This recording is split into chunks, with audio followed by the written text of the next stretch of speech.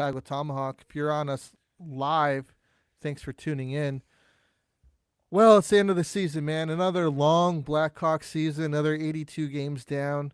A big positive from that is that I would say that the prospects that they brought up looked good in these last, say, probably 12 games of all these kids playing with each other. Give them all a taste of the NHL action. Bedard played all 82 games this year, man, which is a feather for him to put in his hat. That's awesome. And you know what, man? I also have a feeling of change of going on in the organization right now. I don't know what it was since we got Knight. Like I want to pinpoint that as maybe like the turning point of the season. Where maybe we're going to start letting these young guys come in and it takes some rightful spots on this team. Something I wanted to ask you, man. Heading into next season, is Jason Dickinson a part of this team next year? Holy shit, dude! I forgot he was even on the team with all these young kids coming up. Yeah, Uh so he's got a year left, right? At I like think four so. mil. Yeah, you know what? I got some bad vibes from him after a lot of the post game interviews and stuff. He seemed like he had a bad attitude and was sick of the losing and stuff, but he wasn't really doing much to change that. So, Sure. uh, definitely a good player. A lot of the beat writers that we have to deal with like to think of him as a sulky like guy, and I laugh at that. Yeah. Yeah, he's no Dave Bolin. He's no Taser. I would go youth movement, full on youth movement. If you can move any guy that should be in a retirement home, go for it. Who? So let's. Okay. So would you put Dickinson in that category? If there's interest for him, you gotta listen. I would if there's a GM calling, yeah, what will it take to get him? And I would make it happen, because at the end of the season, these guys were learning. Like they were playing some good teams. They played well against the Jets. That's a very good team. Lost by one in OT. They beat the Canadians and almost eliminated them from the playoffs. They ended up Yeah. getting in. That's a good team. They were playing. That was like a playoff mode game for them. Yeah. That was a big game for the Hawks, and they stepped up. But yeah, I would probably love to move on from Connor Murphy. Obviously, we talk about that all the time.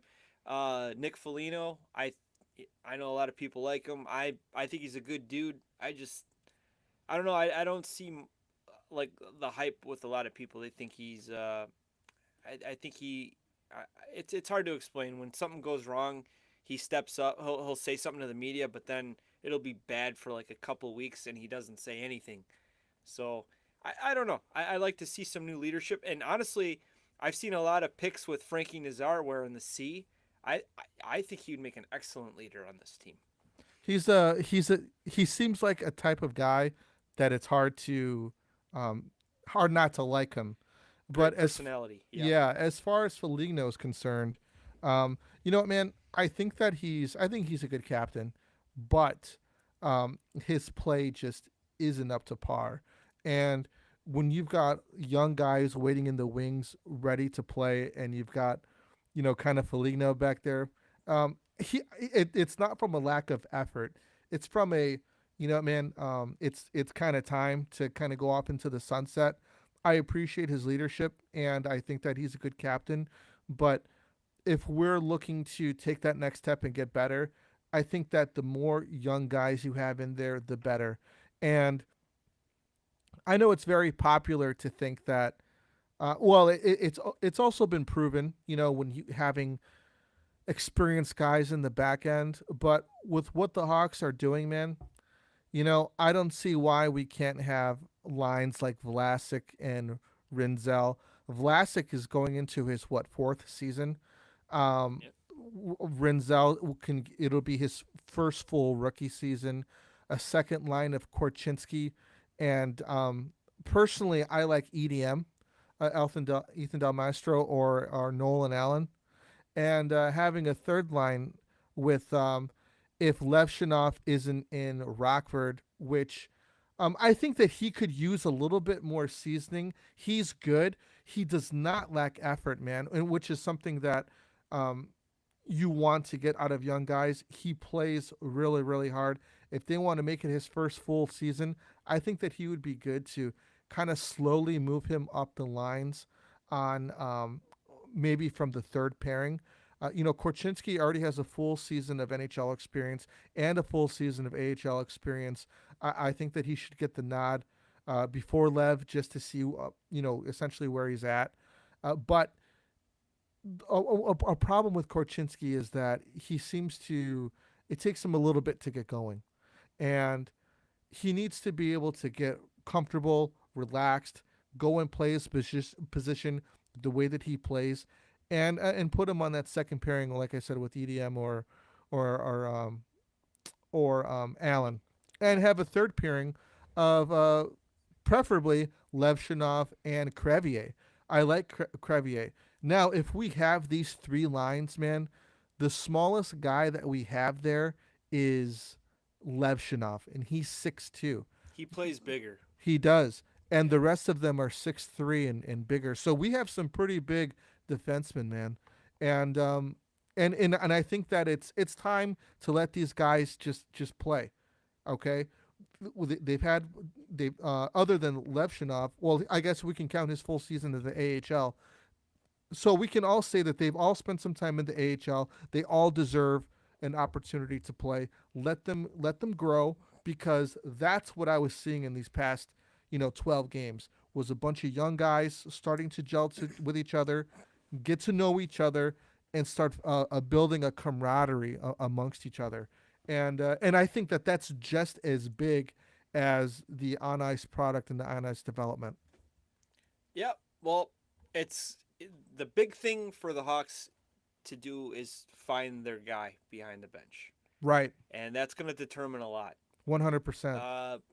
If they go for the hot commodity, what's his name, Carl from Denver, University of Denver, I believe. There's a lot of I know a lot of people want him, and a lot of people don't. They want the experienced coach, and they want this guy because he's a winner. So I think that's going to determine a lot who's on the team, who's sent down, and this guy needs to bring in his full staff. Yeah. These other guys we got, it's time to move on. I'd honestly like to see the Hawks go for I think his name is Mitch Korn. He's a elite goalie coach. He kind of bounces around with Barry Trotz, but I think he's with the Caps. But I would like to throw the guy some money and get him over here, because have the best of the best. Yeah, I think that I did a Twitter post on that yesterday. I think it was yesterday or the day before. It was about if there is rumors that the Blackhawks are speaking with Carl in his camp, essentially, kind of just seeing what's up, kind of where he's at. No negotiations have taken place, but if they can bring in that coach, our special teams man has been much better. Power play looked good this year. This past year, Yeah. we're an eighth in the we were eighth in power play, and I think 13th or 14th in penalty kill, which is a lot because what was it? 2 seasons ago, man, we were like dead last in everything. Well, our goaltending is improved. That's the most important penalty killer. I Yeah. think we got a 1A and we got a 1B. And Spencer Knight, I got a little take on him. I think he is the best leader that we have in the locker room currently. Yeah, he And seems he's a to be goalie impacting everybody. that we acquired before the trade deadline, which you don't see too many goalies like that. Like, I heard he really gave it to the team after that embarrassing loss. It was like a 5-0 loss. He really Yeah. gave it to the team, and you don't really see goalies doing that. They're pretty quiet dudes, composed, and they're never gonna. This guy's a winner though. He wants to win. He looks intense out there, and I think we got our franchise goalie, man. So I'm excited about that. Love our D prospects. The coach is the big move for me, and you get that right. You get his staff right. It's like, okay, July 1st, Mitch Marner's available. Go all in for him. If you fail, at least you tried. Well, try I kind to of wanted sell it. I kind of wanted to go over the offense really quick because I think Cool. the defense is already Oh God, In all honesty, I think that the defense is right where we want it, yeah, and we these got kids just need time. we got good problems, good depth problem. I mean, we got Great, to we sit have two guys. incredible Yeah, depth problems. yeah. Offense, one of the prospects I wanted to talk about was Nick Lardis. He's got, I think he had 77 goals on the season, and he's got 11 goals in the playoffs. He got injured, I believe it was this past Sunday, knee to knee contact. They haven't said exactly what it is, but he's getting a second opinion right now, so that doesn't really sound good. But this kid's been on fire. He's been on fire all year, and I was really looking forward to seeing, when they have camp come around, just to see where this kid is. I don't think that he's NHL ready yet. Kind of like Gavin McKenna. He's obviously tearing up the WHL, but I think that he's too good for the competition. And there's some rumors saying that he's going to go to Michigan next Hmm. year, which is brings me to my point. It seems that players coming out of college seem better prepared for the NHL than players coming out of the OHL. And what I wanted to ask you was, do you think that the AHL is still a viable place for young players to go and play, or do you think that they should play longer in college to kind of develop more? Well, I think it depends on the player. It's a great fallback to have if you're getting an education. You're probably getting a good scholarship, and if you don't you don't think you're going to make it, you got a great thing to fall back on. You got a degree. You're going to probably get a good job, and the school's probably at a huge discount for you to play there. Um, I'd imagine it's a full ride if oh whoever's yeah, playing. and if so like I like to think about Tony Amani when you ask me this because he played for I believe BU and he spent a year there with Keith Kachuk Big and Walt. the next year or they were calling him they're like the Rangers were calling like hey you're gonna play and that's the thing if the team say the team they drafted you years ago and you're still in NCAA, it's like, hey, we want you. You're gonna be on the top six. You're gonna be on the team. You gotta go, like Tony Amani said. He's like, Yeah. you gotta go, and you're gonna make big bucks. You're gonna live like a king.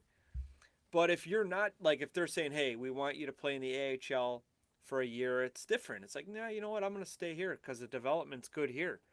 And maybe at the end of the season, like a lot of these kids, they have a great year and they get signed or they get, hey, season's over, we're going to bring you up to the NHL right away, like what the Hawks recently did. A lot of teams do that, and it's probably honestly, if it were me, if I were in college on a good team and I'm like on my third or fourth year, I'm gonna get the degree and then go on from there. Because what if I get hurt in the next game? You know what if I turn my ACL, I'm done, and I don't Yeah. get my shot again. It's like a pitcher in baseball. It's like you're gonna get drafted top 10. Here's your $13 million signing bonus. Yeah, I'm definitely gonna do that. And if I Yeah. blow my arm out, I'm good still. It's Yeah. totally different with hockey though. Yeah. It is. It is. Just I'm just curious because it seems like like Nazar came out of college. I think You Makar get that did too, extra didn't year he? too. Yeah, Kale McCarr. Yeah, Makar came out of college, and obviously Renzel this year, Renzel and Oliver Moore. Oliver Moore looked pretty good, man. yeah. You know It's fast as hell. Yeah, the offense obviously has the most holes. We need two centers, man. We need a number one center, someone who can win faceoffs yeah. and dish the puck, and we need a second line center that can play on that second line. Are Now, you on the Bedard as a winger train now? I uh, think I think Connor should be on the wing. I I'm really do. 50-50. If Yeah, he's heavy in the ass like Crosby is, if he can get stronger, I I would say if he can get stronger and continue to get better at faceoffs, I would say let him play center. But if that's not the case, then maybe he's a winger. I just don't. I don't like him in the defensive zone. I just think he wants to take off, and Right. he's not responsible yet, and he's young. I mean, he wants to score goals. He wants points, and I get Yeah. that. But it takes I mean, it's I think aside from goaltending, center is the hardest position for a skater. There's so many responsibilities. You got to have assignments. You got to know when a defenseman's going to take a move. You got to cover for him. It's and the whole face-off thing. I mean, if you want to be a puck possession team, that's step one. Right. You have to be really good at that. Right. So he could be Connor could be there, but I think right now we should put him on the wing and let him fire that freaking shot he's got because it's lethal. And he had a really nice one. I think was that Montreal. He scored that really nice, weird angle shot where goalies are cheating because they're too deep in the net. But still, not a lot of guys can pull that off. Yeah. I was noticing that he was showing some chemistry with Renzel, and with Korchinski as well. And I'm wondering if it's not really the winger that he needs to gel with, if it's the defenseman. Dude, I told you this in a text. I see a lot of Brian Campbell with Renzel, and he makes that really good pass, good skater. I think this kid is going to be a better skater, though. He takes more chances, which I think is cool, being that young and just kind of, yeah, I'm a rookie. What do I care? I'm going to go take a shot, skate in there, and do some cuts and give a guy a pass like we never expected a pass like that. He would do it, and I like the balls on the kid. I mean, he's not playing scared. He looks confident out there. I think he was playing like 20 minutes a game. They were 24. Saying that's insane. So I mean, I get excited about it. I'm not going to hand the kid the Norris Trophy like a lot of people on this stupid X app do, but he's definitely got a lot of potential. He was playing between 23 to 24 minutes a game. That's top line defense minutes. And to be honest with you, I think that what's been most impressive for me with Renzel is his composure, man. It almost reminds me of Patrick Kane. Like when Kaner would play, he was so relaxed and so like it almost like he was in it, but he was so like wasn't shaken at all. Just very, very calm. And Renzel plays with a calmness like that I really like, and I think that it's incredible. I really like him. Levshinov, man, I think that he plays, because I like to compare the two. I think that he plays very passionately, it seems, and with that passion, it leads to some bad decisions too. Yeah, but he breaks up a lot of plays. He breaks up a lot of our plays. defensemen cannot do that. Yeah, and he's got a really good stick. Yeah, he does. I think he had a couple great takeaways, and he would he'd break out a play and create a good scoring chance. And I like him. I you know what, people were real hard on him, and I can't say much because I didn't watch any Rockford games. But they're like, oh no, he's a bust. He might be a bust, and it's like, come on, let the kid. Defensemen need at least 300 games to see what you got. Yes, you're gonna get little flashes of wow, look at that, and then you're gonna get oh man, what was that? Yeah. So it's going to take a while. Torts said that. You need 300 to 400 games to see what you truly have. And honestly, what do you remember about Duncan Keith's rookie year? I remember him not being too well. not that he was bad, but he just needed seasoning. Duncan Keith did not turn into the puck-moving, offensive-minded guy until like 2010 when he won the Norris Trophy.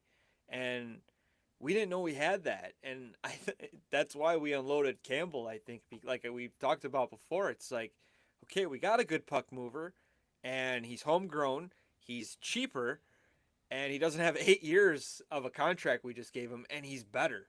Nothing against Campbell. He was a great defenseman here. And you're right. He turned his game around, too. It was that $7.5 million cap hit that he had that was a killer for him. That's why they moved him. It was. Because Duncan Keith's emergence at the position. Yeah. But at the same time, man, Brian Campbell got even better when he was in Florida. He became a much better defensive defenseman while he was here in Florida. Too. That was here too. When they moved what him I'm saying with is Jarmelson, the hockey pairing was great. The hockey that he played in Florida, I think, was better than what he played in Chicago. Sure, I think he spent 2 years here only, 2 or 3 years. Right. And he ended up coming back, but he was one of our best stay-at-home defensemen one of these seasons, and the top four defensemen are Brian Campbell, who's an all-star, Jarmelson, Keith, and Siebes. That's a very great top four defensive Yeah. core, and we should have won a lot more cups. We could have won in 2011 if we didn't unload our team in 2010, Yeah. and Bolin played all every game against Vancouver round one. I think we would have beat them. Honestly, Yeah. I think we would have beat the Canucks, and we definitely would have beat the Bruins in the final if we made it that far. Yeah. Hot Anyways, take. do you think that Marner can fill a hole that we need on in like for our offense? Well, the dude just scored 100 points. I think he's top five all time in points with the Maple Leafs. I just heard that said. Matthews, honestly, he just scored 400, which is incredible. But back to Marner, yes, I think Mitch Marner is that top free agent fish that's, if you get him, you're gonna be the destination city again. Right now, it's just a retirement kind of country club mentality for free agents. Like, oh yeah, I can get another 2 years and maybe get overpaid a couple mil, and I'm set. I could get my kids' education paid for, and no worries. I'm not gonna make the playoffs. I could just play my game, produce.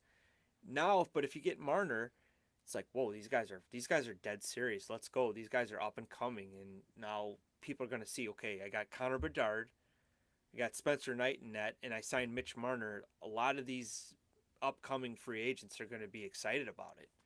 And then the youth, I mean, like we talked about, our defense is very inspiring. You got Frank Nazar, who's been honestly becoming a big name here, and people on even NHL radio are talking about him. Like, wow, this kid is coming up in the clutch, scoring in the shootouts, nice breakaway goals, and I mean, it feels like a 2008 vibe with the Hawks. Like, okay, we got Kane and Taves, we got a good young core. Oh wow, we just signed Marian Hossa 2 years later.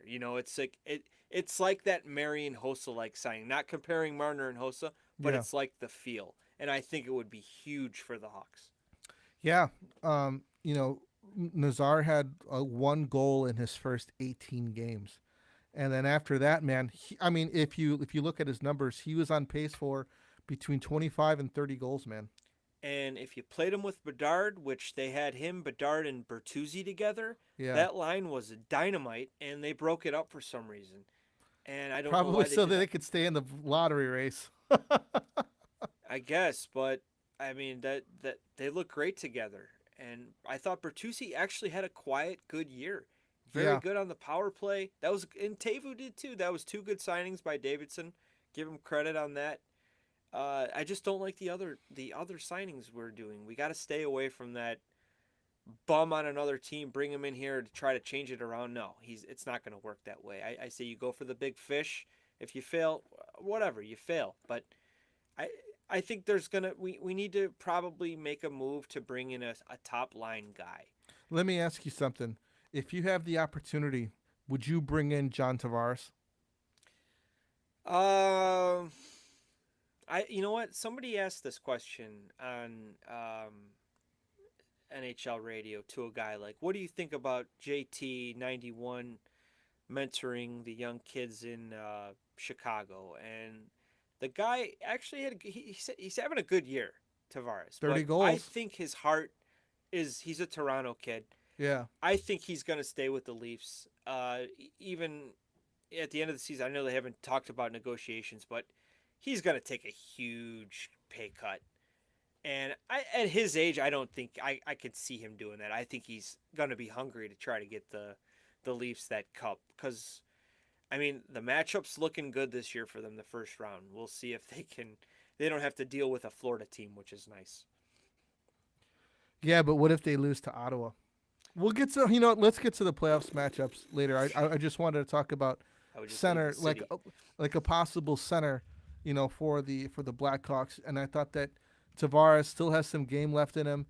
3 year Mm, 3 year deal at 7 million. I don't know, man. I don't know. I saw one of your tweets the other day about Barzell. I think I would rather take a shot with him because the Would you? Islanders are just a dead end street, Yeah. and there's just no point of them even being a team. I don't get them. They're Yeah. just they get old free agents, and they gotta start, fresh, like probably what we're doing, as painful as it is, but they got to do something. So if there's a guy like Barzell available, you got to sell some young prospects. But I think the connection with him and Bedard, that he said he would love to play with him one day with the way he plays, and he is a pass first guy, Yeah. like a perfect player for Bedard. He could create his own space. And imagine if you get him and a guy like Marner. That is like that would be a very lethal line. Yeah, no kidding. Well, Hawks, they're going to have a very interesting camp coming up this year. I'm wondering what they're going to do. Free agency starts July 1st. That's when they could start talking with Bedard about his next deal. He says that he wants to stay in Chicago for a very long time, which makes me wonder if he's looking for a long term deal. And I'm his thinking, agent just said, "Fuck." yeah, Yep. yeah, because he could have gotten paid more if he took shorter term deals. But He might take a little bridge. I think that I don't know, man. He might be looking at a. He might be looking at a. If he wants an 8-year deal, and say he wants between 12 and 14. Give it to him. Yep, that's that. Give it to him. There you go. Here's the keys to the Lambo. All right, man. So we'll go over some old time Hawks going over the rest of the season after the playoffs. But going forward, if there's any Hawks news, we'll break it. And but we're going to be talking about the playoffs primarily going forward. I will name off the matchups here. Got them pulled up. We've got Winnipeg versus the Blues. We've got Dallas versus the Avs. Vegas versus the Wild. Kings versus the Oilers. We've got the Battle of Ontario. Toronto versus Ottawa. We've got Tampa and the Panthers. We've got the Caps and Montreal. And we've got the Devils and the Canes. So let's start off with Winnipeg and the Blues. You know what, man? I think this could go both ways. Winnipeg Yeah. has been strong all year, but the Blues, man, they're like that team that just won't go away. Yeah. They're gonna fight it out to the very end. Yeah, this is a tough one because the Jets haven't done shit in the playoffs. Yeah, We know how good they are. We know Connor Hellebuck might be the MVP of the season, definitely the Vezina winner. But in the big games, dude, he's not that good. can you do it in the playoffs? Four Nations was a preview to that. I thought he was mediocre, and Jordan Binnington was definitely a better goalie. Yeah, So I did pick in our brackets the Jets in 7, but I could easily see the Blues stealing this series. As much as I hate them, but they've been in playoff mode for 2 months right now yeah. just to get in. So that's like a dangerous animal you got to deal with. What about Dallas and the Avs? I'm going to tell you, man, the Avs have fully restocked, reloaded, and identified problems and addressed those problems during the whole season, man. And I think it's actually pretty impressive. The GM should probably get the Jack Adams Award, considering the work that he did and how he was able to kind of retool this team on the fly and address the glaring issues that they had. I've got the Avs in this one. Yep, I got the Avs too. Just by what you said, the weakest part of their team was in net. They got rid of both of them. They brought in Mackenzie Blackwood, and I'm blanking on the other guy, but he's a very solid backup. I'm sorry, bud. But the whole Mikko Rantanen drama, this is kind of cool now because it's he's got to face his former team, which he was taken back. He was traded, and the negotiations went really bad. And I don't know, something about Dallas. At the end of the season, I think they were 0-6 in one. Yeah, So they were struggling. And then I lost 3 bets. they're playing their studs the last game, and one of their studs goes down. Jason Robertson's hurt. That's a tough one to swallow. They brought Tyler Sagan back. I don't know if he's, prime Tyler Sagan. Not Uh, anymore. your boy Gabe Landeskog is back with the Avs. Not sure how that's going to affect the team, but I think the Avs are just a powerful team led by Nate McKinnon and Cale Makar on the back end. I got them winning in 5. Yeah. All right. Oh, here's interesting. Alexander Gorgiev got Yeah, traded to Sharks. San Jose for Mackenzie Blackwood in the middle of the season. Was that in Yep, November? that was early. That was an Yeah, early I trade. want to say it was in November. That trade happened. I went right to Fantasy app and I claimed Blackwood because I know he's a good goalie and he was my MVP at the end of the season. And San Jose notified that Gorgiev that they would not be re-signing him. So He's not what good. has happened with this guy, man? He Uh, was a great 1-2 punch in New York with the Rangers. he was good Then last year. he rode that out as much as he could. Got a contract in Colorado. They wanted to make him the starter, give him the opportunity. He did, and he didn't do well for him, and they traded him. Well, he had the most wins last year, I think. He was just bad this year, just Yeah, really bad. And like, this is a team that they're going for it. They yeah, want to be the guys, and I credit the GM. Like you said, he'll probably be the GM of the year. I mean, he got Brock Nelson at the deadline as a yeah, second line center. He got rid of some dead weight. Just Kale McCarr, best defenseman in the game. Him and Quinn Hughes and Blackwood. He's a stud, man. yeah, He was good in New Jersey. The team was just bad. yeah, And then he goes to the Sharks. They're worse, but he still yeah, was a solid goalie, and I'm glad he got a shot yeah. because he's solid, man. He's a really good goalie. Next matchup we got is Vegas versus the Wild. I was watching the Wild game the other night. I actually had money on that game, and they were down one goal going into the end of the third period. They're in the final seconds, 30 seconds left. The hits 18. They score a goal. They tie it up, get into overtime. They get a penalty, so they have to kill off. Oh, and by the way, they swapped out their goalies. They gave the net to Fleury I like going that into move. going into OT, I like that. and then they got a penalty. They had to kill it off, and then as soon as they killed it off, they won the game in overtime. It was a thriller. It was awesome, but They just um, needed that point, and that's why they switched the goalies for Flurry because it was probably his last season game. And at that right, point, you got your point. You're in, and it was cool. Flurry ended up still getting like 5, 6 saves and gets the yeah, W for him. yeah. Legend. I think Vegas is too much for the Wild though, and I've got Vegas in 6. I got Vegas in 5 because they're just too powerful. Good Yeah, coach. The goaltending I don't know about. I'm not sold on that Aiden Hill at all. who won a But cup? Eichel's a stud. You got Flat Nose Stone, which I don't give a shit about, but they got a good team. I like their defensive core too. They got some good guys. Petrangelo. I'm not sure if he's. Honestly, I don't follow Vegas a lot because I just don't care. Yeah. But they are a very good playoff team since their existence.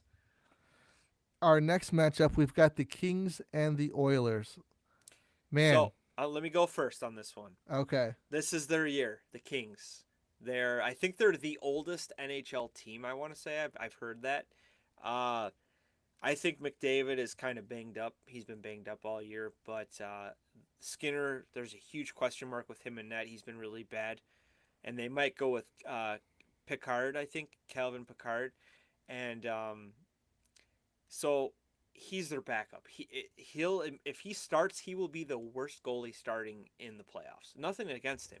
That's just how it is right now. Wow, really? And I think the Kings are a very good 5-on-5 team, and they got Adrian Kempe, who's been like a new blossoming star, and I like that Quentin Byfield. He's been really really good. He kind of started late. Kopitar's Kopitar. We know what he could do. Drew Doughty's. This is like their last run here, dude. They're getting old. So I think they're going to be able to do it. Then you got Darcy Kemper, the starting goalie they got from the Pierre Luc Dubois trade with the Capitals, and it's worked out for both teams because he's been good there, and they got their net stable in L.A. now, and I think they're going to probably take it in 7. The Okay. Kings. Yeah, I'm going for I got the Kings as well. I think that they're just, they seem like a different squad, man. What is that kid's name? Kempe? Adrian Kempe, very Yeah, good man. player, very good He, player. I, Yep. I think that he's played really well. Um, and just all season, it seems like he's been coming through and trying to making an impact for They making an developed impact him for him. very well there. He wasn't a household name till like last year, I want to say, and you got Philip Deneau as well doing it too. Yeah, here I've got I've got Oh, okay. the brackets pulled up here. Can you see that? Yep. All right, cool. Then we've got on the right here, we've got the Toronto and Ottawa. You know what, man? I've been saying this, man, and I think that Ottawa could, they could be With playing history, spoilers here. you have to think about it with the Leafs history for sure. You're right. It's hard to ignore that. We're finally getting some some Brady Kachuk, some Brady Oh, thank Kachuk God. in the playoffs, and really excited for that. Seeing what he's going to do. Do they have an answer for him on Toronto? That's what I want to know. I Is think he's going to show up Four Nations, Kachuk. Like Yeah, I he's think just going so to go too. balls out first shift, hit everybody in his path, and try to fight somebody. Yeah, If he goes after Nylander, I'm going to buy his jersey because I can't stand that freaking Nylander. He's a good yeah. player, but I I don't like him either. I think this is the matchup the Leafs have probably wanted the last couple years. They're always hitting Tampa or somebody Boston. like Boston, and they're like, ah, shit. Like they're just better playoff teams. But I like their coaching signing this summer, bringing in Chief Craig Berube. Great defensive minded coach. Did the same thing with St. Louis. He knows how to win. The fourth line grinders from the 90s, 80s, they make the best coaches, I think. And you got rejuvenated John Tavares. Like we thought he was dead in the water last year. He was not having a good year, scoring goals again. Matthews' numbers were down a little bit, but I think he was fighting injuries. And Nylander, I think he put in 40 this year, which is impressive. And Mitch Yeah, Marner hit the 100-point plateau, which is awesome for him. I think their defense is better. I'm not really sold on their net, but I think they can outscore their problems with Ottawa. So I'm going to go with Leafs in 6. I'm gonna go with Ottawa for the spoiler in 6. Okay. Dude, little side note: Craig Berube, when he came into the NHL, man, he fought Bob Probert, and then the next game he fought Joey Coker, Oh, and then yeah, the yeah. game after that he fought Probert again. What a Yep. madman, Guy's dude! got a set of balls on him. I'll tell you that. What a freaking madman! Imagine that being your coach. No wonder they're playing so well for I him. hear all the players love him. And Yeah, St. Louis guys are always talking about, they call him Chief. And he's just sounds like an awesome coach to play for. yeah. So next matchup, we've got the Bolts and we've got Florida. I'm going with Tampa in 6. I just think that it's too much firepower for Florida to get over. Florida's got some injuries that they're dealing with, and I don't think Seth Jones is the answer to their problems, especially having to play Tampa in the first round. Yep, I'm never going against Tampa. I got that's my second team. Vasi's the best goalie in the game. Victor Hedman, great defenseman, great leader. Brandon Hagel, ex-Hawk, turning it up this year, career high. I think he's 30 something goals. I think over 80 points. Cooch should be the Art Ross winner. I think he had the most points this year. He's incredible. Yeah, He's like the villain. You feel like every team he plays against, he's the villain. But that just shows you how respected he is. Like he's still a good player, and you got to watch out for him. So, and you got Cooper behind the bench, who's a two-time Stanley Cup champ. Uh, I think Tampa is probably going to shock these guys too. I'm going to go Tampa in 6. next, we've got the Capitals and Montreal. I think that the now that Ovi's broken the record, I think that this whole Cinderella song and dance is over. I think Wow. I think Montreal's gonna come through, man, in 6. I got the Caps in 5. I think the grind to get in was a little too much. If you have trouble getting, you know, taking the Blackhawks out with their team, you're gonna have a hell of a time with the freaking Capitals because they're a machine. Yeah, the last 2 weeks, a lot of teams have had that problem though. Well, a lot of those teams were already in. These guys were eking their way in. Sure. I liked a lot of the players on the Canadians. I that Lane Hudson's going to be a stud. 60 Yeah. assists, breaks Chelly's rookie record. Uh, St. Louis is a winner. He is. I just don't know if these guys are. I mean, it's cool. They took the jump. They jumped over Buffalo. They jumped over Detroit, and I did not see them being a wild card team. So I mean, this is a big win for them, no matter what happens. But I'm gonna go Caps in 5. They weren't even on our list, man, of teams that needed to take the next step. No, I They still just thought, but like Nick Suzuki had an excellent season. I think he scored 39 goals. Great captain. Cole Caulfield was at like 37 or something. I want to say. And then this kid Demidov, whatever, like Demidov. they already got his number retired for frick's sake. I, I think he sold like $500,000 worth of jerseys in Montreal or something. It's like, okay, guys, put the brakes on. When he doesn't score in 5 straight games, are you gonna call him a bust? So I don't know. I don't think that they're. I still think they're missing big time player Sure. up front. We've got the Canes and New Jersey. I will tell you this, man. New Jersey, I thought that they were going to fall off with Hughes not being able to play. That hasn't been the case. They're still alive. They're still kicking. I'm actually going to think that New Jersey is going to they're going to take this series against the Canes solely because I think that the Canes are confused with their goalie situation, and they're not going to make the right decision on who to play. Uh, I just I'm going for New Jersey because I know next series if the Canes do win, Freddie Anderson will probably be hurt or Yeah. like you said the goaltending it's the same dance every season. They're a very good team. I'm not going to take that away from them. Well coached.